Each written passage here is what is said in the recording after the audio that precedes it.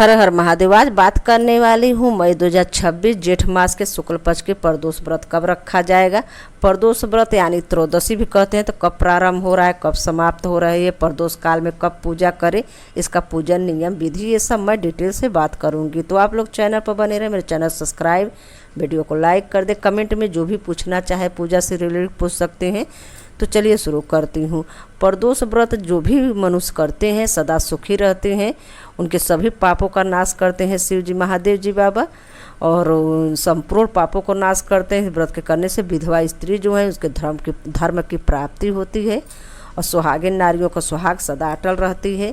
अगर घर में मुकदमा वगैरह चल रहा है तो मुकदमा से में जीत होती है। जो भी स्त्री पुरुष जिस भी कामना से अगर प्रदोष व्रत उठाते हैं, उनके महादेव, उनके देवादेव महादेव सभी कामनाएं पूरी करते हैं।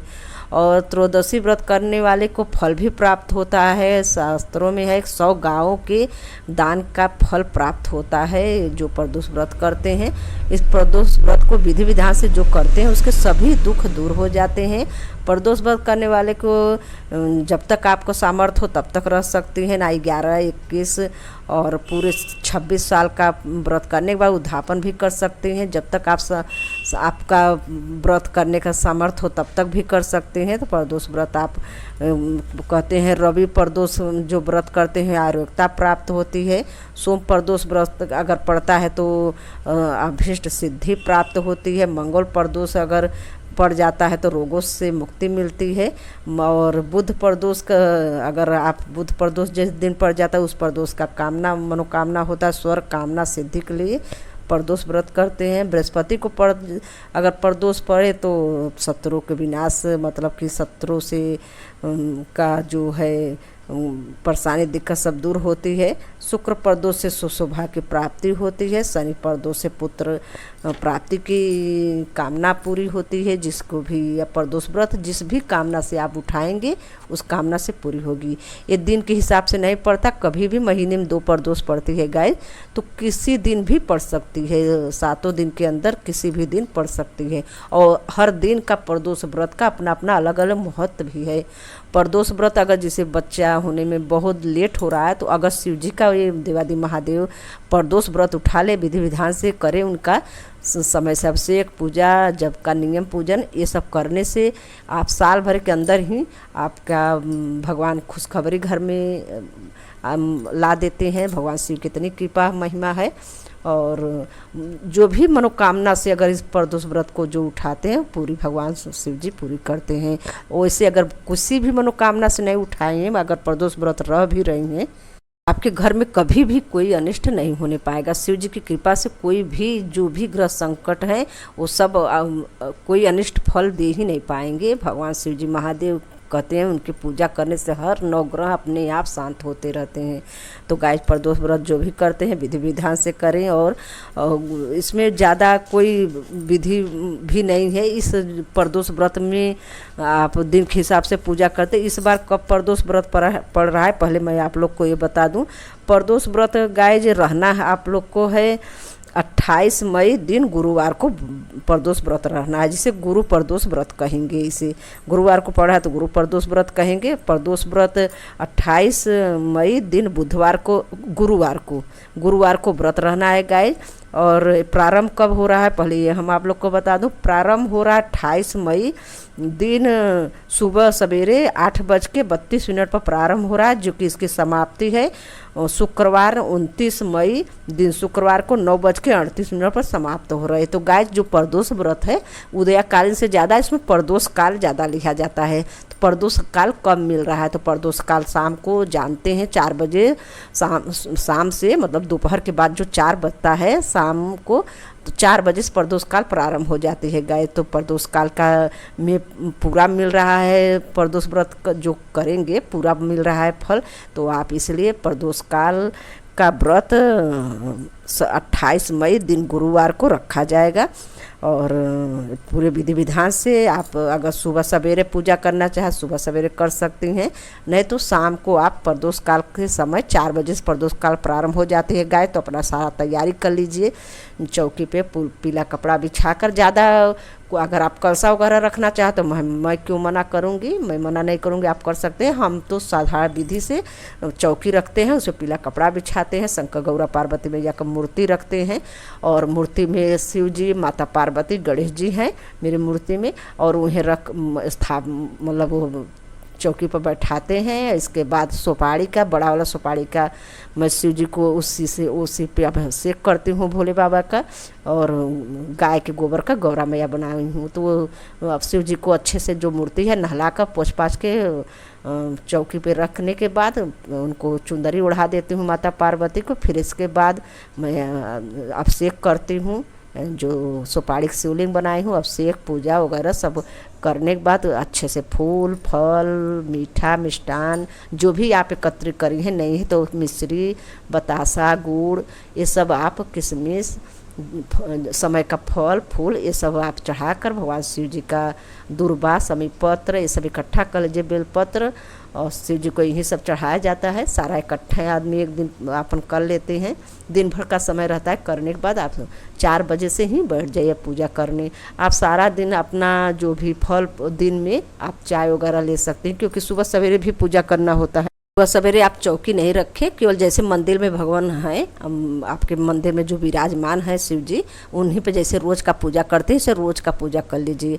इसके बाद अपना उठिए, चाय वगैरह जो भी आप थोड़ा बहुत जो सुबह ही थोड़ा कुछ फल फूल शिव जी को चढ़ा दीजिए, तो आप फराहार में आप खा सकती हैं और अलग से भी लेके फराहार कर सकती हैं।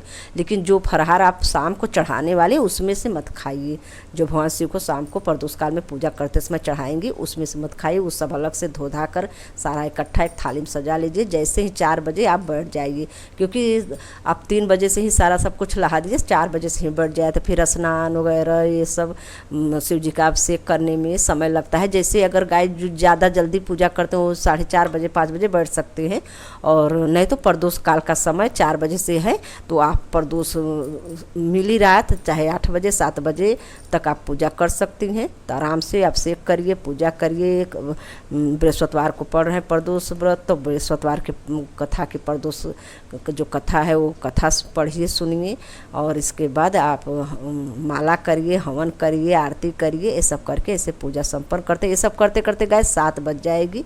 तो आप 5 बजे 4 बजे से अपना इंतज़ाम करके बैठ जाइए, और 5 बजे 6 बजे 7 बजे आप हवन भी किया जाता है। इस समय में समय लगता है गाय, तो 3 घंटा लग जाता है, 4 घंटा। तो आप 4 बजे से बैठेंगे तो आराम से 7 बजे तक पूजा आपका संपन्न हो जाएगा। इसके बाद आप जो भी चढ़ाई हैं आप अपने परिवार में थोड़ा वितरण कर दीजिए, फिर अपना जो फराहार है वो चढ़ाई हो उसे आप प्रसाद में ग्रहण कीजिए, और जो शिव जी के शिवलिंग पे चढ़ाएँ उसे ऐसे रहे। गैया अगर सुबह सवेरे मिल जाए तो गैया खिला दें। ऐसे करके प्रदोष व्रत किया जाता है। गाय सुबह उठकर अपना जो खाना वगैरह हो सब खाइए, और अगर सीधा निकालने चाहे तो आप सीधा भी निकाल सकती हैं, और लेकिन पूजा करते समय दक्षिणा जरूर चढ़ाए भगवान शिव को। और हवन करते हुए भी दक्षिणा चढ़ाया जाता है। तो आप हवन के पास जहाँ कर रहे हैं वहाँ भी 1 रुपया 5 रुपया जितना आप चढ़ा सकते हैं। ये सारा इकट्ठा कर लें। जैसे 2 3 4 प्रदोष का हो गया तो आप सीधा दे दीजिए पंडित को, ऐसे करके सीधा दे देते हैं। हम लोग ऐसे ही करते हैं, 2 3 प्रदोष 4 प्रदोष इकट्ठा हो जाता है तो सीधा में मिलाकर सारा पैसा वगैरह, और जो थोड़ा थोड़ा सीधा निकाले रहते हैं तो 3 4 प्रदोष का हो जाता है तो दे आते हैं। वैसे गाय महीने में अमावस्या को सीधा दिया जाता है, पूर्णिमा को सीधा दिया जाता है। और सीधा यानी दाल चावल और आलू और टमाटर, आप थोड़ा बहुत पे दक्षिणा भी दे दें, जैसे तेल वगैरह देना चाहे तेल, ये सब मिलाकर आप सीधा दे दें। कभी सत्तू है सत्तू दे दीजिए, और ऐसे ही सब कुछ इकट्ठा करके जितना नमक भी उसमें ज़रूर पुड़िया बांध के नमक भी डालिए। अगर आप बिना लहसुन प्याज का खटाई बनाए तो खटाई भी डाल सकती हैं। तो हम लोग के यहाँ हम तो बिना, क्योंकि मैं गोपाल जी को दाल चावल खिलाती हूँ तो इसलिए खटाई में लहसुन वगैरह नहीं डालती। मेरा साल भर भी चलता है, खटाई बिगड़ता नहीं। तो गाय वो जो खटाई मैं बनाती हूँ वो भी देती हूँ। सीधा में सब कुछ देना चाहिए, जो जैसे बोलते हैं जो भी आप देंगी वो सारा वैसे ही भगवान पे गाय पे मिलता है। तो गाय जी इसलिए नमक, बिना नमक का सीधा नहीं देना चाहिए। तो आप एक पुड़िया में नमक भी बांध दीजिए। चावल, अगर चावल दाल चावल आटा दे रहे हैं तो बहुत अच्छा है। केवल चावल दे रही हैं तो चावल केवल चावल नहीं देना चाहिए सीधा में, धन चली जाती है, लक्ष्मी चली जाती है, इसलिए चावल में थोड़ा सा कुछ 2-4 दाल गिरा दीजिए, उसमें मिला दीजिए। और नहीं तो अगर शनिवार को दे रहे हैं तो खिचड़ी उड़द और चावल मिलाकर दे सकती हैं। तो ऐसे ही सीधा दिया जाता है, सीधा यही सब बोलते हैं गाय।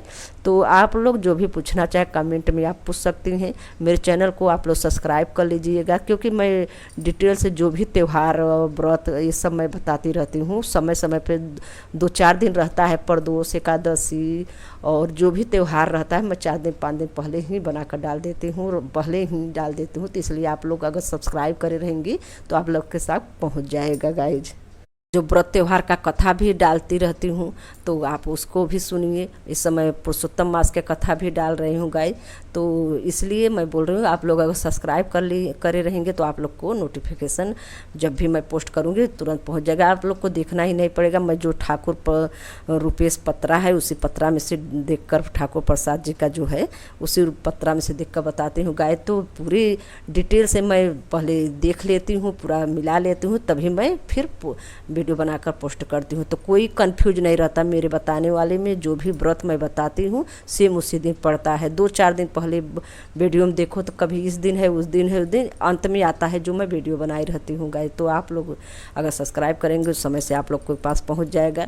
कब एकादशी है, कब प्रदोष है, कब कौन त्यौहार है, कब कौन सा व्रत किस दिन रहना है, सब मैं डालती रहती हूँ। तो चलिए रखती हूँ। आप कमेंट में जो भी पूछना चाहे पूछ सकती हो। तो हर हर महादेव, धन्यवाद।